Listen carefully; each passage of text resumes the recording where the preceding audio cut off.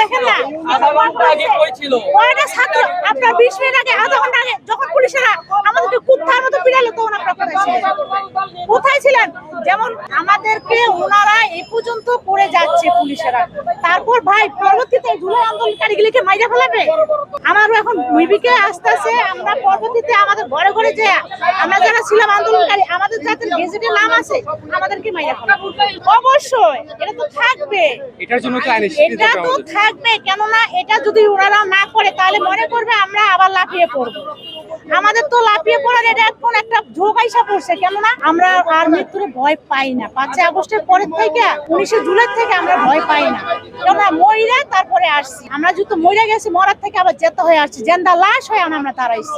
আপনাদের মনে কি হয় আমাদেরকে যে দলটা ক্ষমতায় আসবে ওনারা আমাদেরকে স্বর্ণের চেয়ার দিয়ে বসাবে, ওনারা আবার আমাদেরকে পাও দিয়ে পিষিয়ে মারবে?